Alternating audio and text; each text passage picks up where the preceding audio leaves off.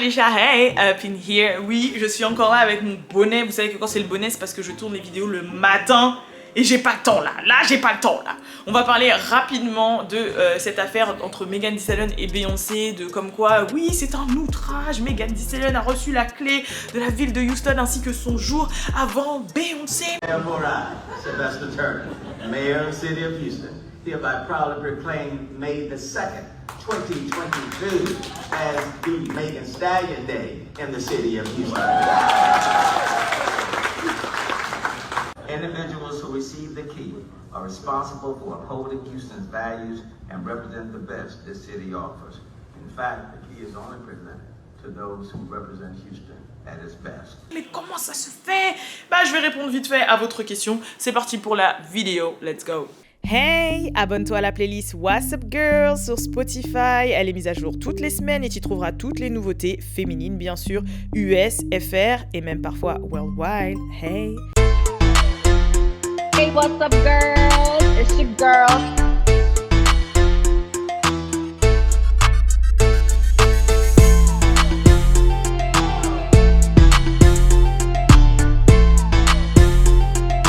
Real ass bitch, give a fuck, got a nigga.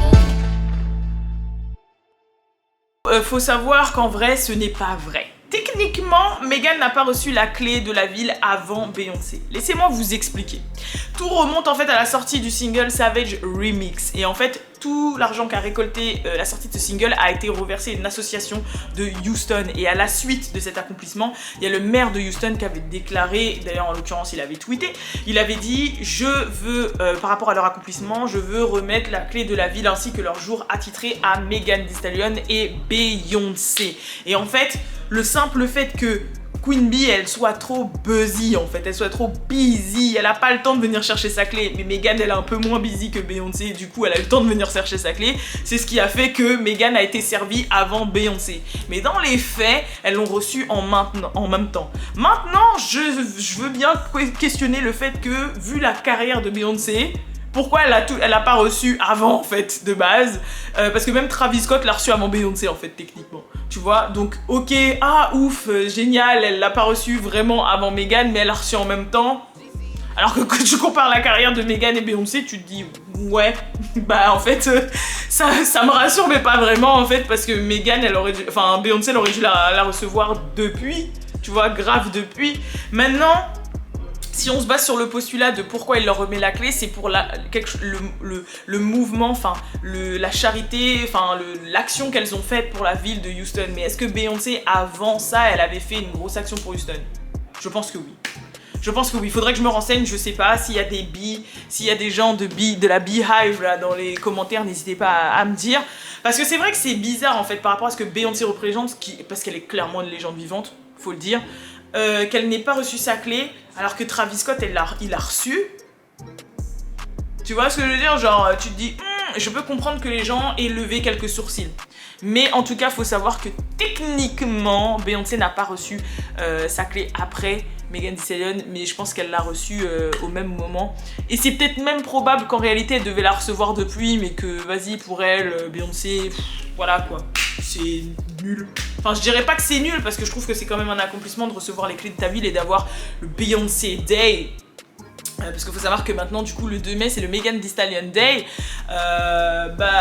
Je pense pas que ce soit du caca quand même, mais peut-être que pour elle, voilà, elle se dit, moi je fais vraiment ça pour la charité, je fais pas ça pour être récompensée de quoi que ce soit, donc voilà. Maintenant, que Megan Thee Stallion, elle est déjà son jour et qu'elle ait déjà les clés de la ville, ça par contre je suis un peu perplexe, parce que je me dis c'est que le début de sa carrière, elle a pas fait non plus des chiffres et des scores de ouf, il lui reste encore énormément à prouver. On sait que c'est parce qu'elle est managée par Rockefeller, enfin par Jay-Z, etc., qu'elle est placée ici et là dans les cérémonies et tout, donc c'est pour ça qu'elle est vachement mise en avant. Elle a même pas encore fait techniquement de tournée mondiale à la hauteur de son projet. Son album qui est sorti, il était pas ouf. Tu vois, encore Travis Scott, je peux comprendre. il a mis des trends en place, c'est quand même une rockstar, enfin quand je dis rockstar c'est pas dans le sens le son qu'il fait c'est du rock mais dans le sens où vous m'avez compris, genre c'est vraiment un performeur, il a vraiment des projets qui ont marqué son temps, il a un sound à lui, c'est un trendsetter en fait, tu vois ce que je veux dire, genre en mode c'est Travis Scott, il a quand même une impact dans le game et dans la culture, mais Megan je ne vois pas encore ça, genre non, tu vois, donc... Est-ce que c'est pas trop tiré par les cheveux? Est-ce que c'est pas trop... d'un coup? Est-ce que Megan, là, on a l'impression que tous les moves qu'elle fait, ils sont pas forcément mérités? Et qu'on comprend que c'est juste qu'elle est managée par Jay motherfucking Z, qui fait que, bah oui, elle fait les Oscars, oui, elle fait les Grammys, oui, elle fait la clé, oui, elle fait tout ça, mais qu'au final, dans le fond, il n'y a pas... cette substance qui fait que ça justifie qu'elle est tout ça en fait. Je sais pas comment vous expliquer. Attention, je dénigre pas. Je dis juste que c'est peut-être trop tôt dans une carrière et qu'on sent trop un petit peu l'industrie pleine derrière Megan. Vous voyez ce que je veux dire? On le sent peut-être un peu trop et je trouve ça dommage. Voilà. Plutôt que de... Tu peux être poussé par ta maison de disques, tu peux être poussé par tes labels, etc. Mais qu'on ressente quand même que c'est un petit peu organique. Je sais pas comment vous expliquer. Mais j'ai vraiment le sentiment que c'est un petit peu ça. Et du coup, c'est vrai que c'est dommage. Alors que je lui enlève pas du tout son talent. Je lui enlève pas du tout qui elle est. Je lui enlève rien du tout de tout ça. Mais vraiment rien du tout. Je dis juste que elle est très talentueuse. Elle franchement, enfin voilà, c'est une des filles les plus prometteuses qui sont sorties ces dernières années.